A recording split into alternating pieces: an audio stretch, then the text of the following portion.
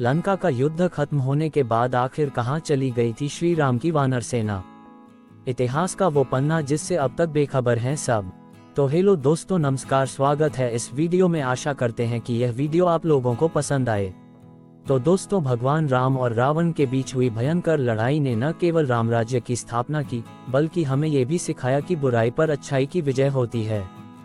रावण द्वारा माता सीता के हरण के बाद श्री राम ने अपनी विशाल वानर सेना के साथ लंका पर चढ़ाई की और रावण को हराया।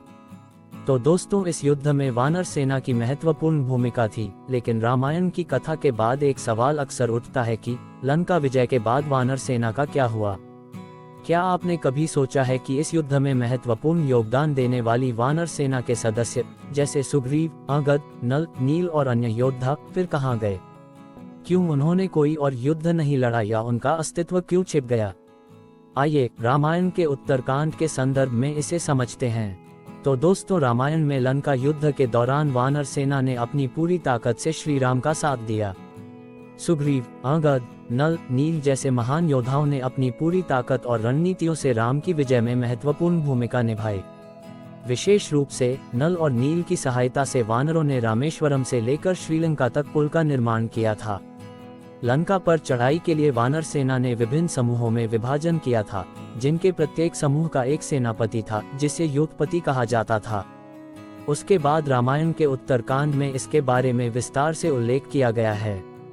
लंका युद्ध के बाद जब युद्ध समाप्त हुआ और रावण का वध हुआ, तो वानर सेना के सदस्य अपने अपने राज्यों में लौट गए।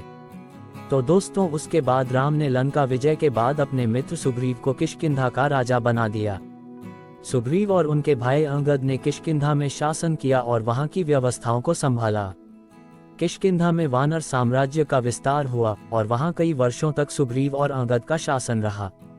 फिर नल और नील ने भी किष्किंधा में सुग्रीव के साथ मिलकर कई वर्षों तक राज्य का कार्य संभाला।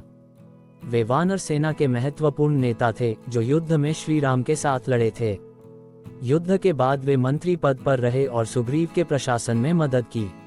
लंका विजय के बाद वानर सेना ने कोई बड़ा युद्ध क्यों नहीं लड़ा? इसका कारण ये था कि राम ने जब अयोध्या का राज्याभिषेक किया और राज्यसभा में उपस्थित लोगों से अयोध्या, किष्किंधा और लंका को एकजुट करने का प्रस्ताव रखा, तो उन्होंने इसे अस्वीकार कर दिया।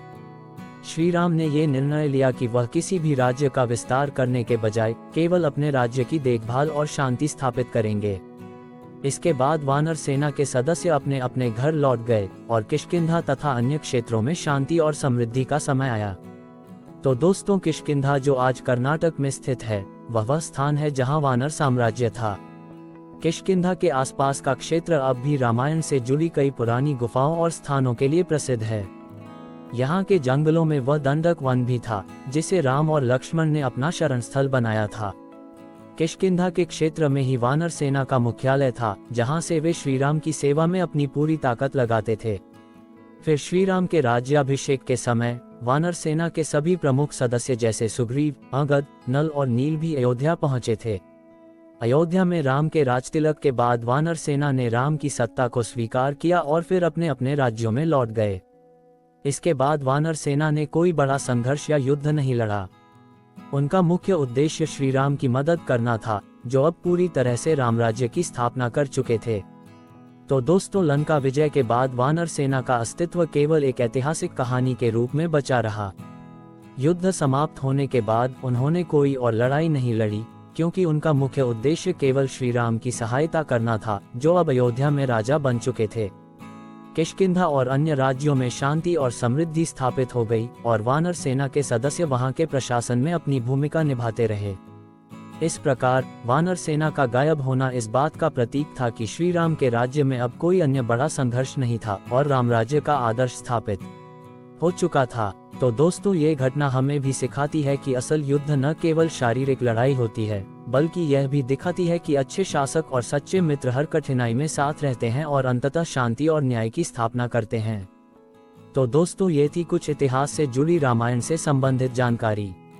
तो दोस्तों, आप लोगों के यहाँ वीडियो और स्टोरी पसंद आई हो तो प्लीज़ हमारे चैनल को सब्सक्राइब करें, लाइक करें, शेयर करें। फिर मिलते हैं किसी नेक्स्ट वीडियो। तब तक के लिए धन्यवाद। आपका दिन शुभ हो।